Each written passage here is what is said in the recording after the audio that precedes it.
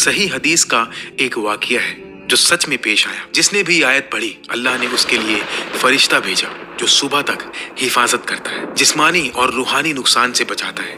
شیطان قریب بھی نہیں آ سکتا کیونکہ اس کے گرد حفاظت کا حصار بن جاتا ہے۔ تو کرسی اور عرش کا مطلب کیا ہے؟ کرسی کا مطلب ہے چیئر یعنی تخت۔ نبی صلی اللہ علیہ وسلم نے کرسی کی بہت عجیب مثال سے تشریح کی۔ حضرت ابو ذر رضی اللہ تعالیٰ عنہ سے روایت ہے کہ 7 آسمان کرسی کے مقابلے میں ایسے ہیں جیسے بڑے ریگستان میں ایک چھوٹی سی انگوٹھی پھینکی جائے، اسی طرح کرسی بھی عرش کے مقابلے میں ایک چھوٹی انگوٹھی جیسی ہے۔ کرسی اتنی بڑی ہے کہ تمام آسمان اور زمینیں اس کے اندر ہیں اور کرسی اللہ کے عرش کے اندر ہے۔ اب سمجھو، جس کمرے میں تم بیٹھے ہو اس کو بڑھاؤ، محلہ، شہر، ملک، دنیا، سورج کا نظام، ملکی وے، گیلیکسی جس میں 400 ارب ستارے ہیں، کچھ سورج سے بھی بڑے، پھر اور بڑھاؤ، کائنات میں 2 ٹریلین گیلیکسیز ہیں۔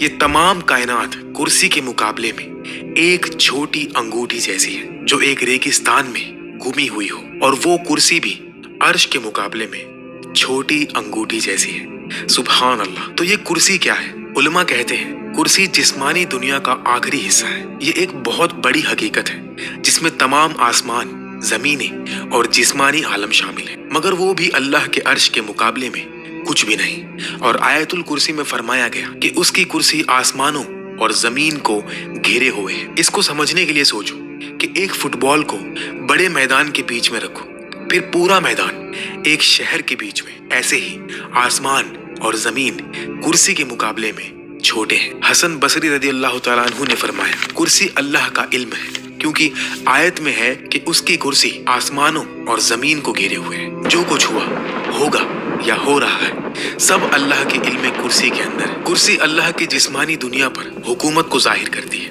ستارے، پلانٹس، گیلیکسیز، اور عرش غیر جسمانی دنیا کو، روحوں اور فرشتوں کے عالم پر حکومت کو ظاہر کرتا ہے۔ حضرت علی رضی اللہ تعالیٰ عنہ سے روایت ہے کہ کرسی کا ہر پاؤں 7 آسمان اور 7 زمین کے برابر ہے۔ کرسی اٹھانے والے 4 فرشتے ہیں، ہر فرشتے کے پاؤں 7 زمینوں کے پیچھے پتھر پر کھڑے ہیں۔ عرش اٹھانے والوں اور کرسی اٹھانے والوں کے درمیان 70 اندھیرے کے پردے اور 70 نور کے پردے ہیں۔ اگر یہ پردے نہ ہو تو عرش اٹھانے والوں کا نور کرسی اٹھانے والوں کو جلا دے۔ ایک صحیح حدیث میں نبی صلی اللہ علیہ وسلم نے فرمایا اللہ نے تمام مخلوق کی قسمت 50,000 سال پہلے لکھ دی تھی، جبکہ آسمان اور زمین بھی نہیں بنے تھے۔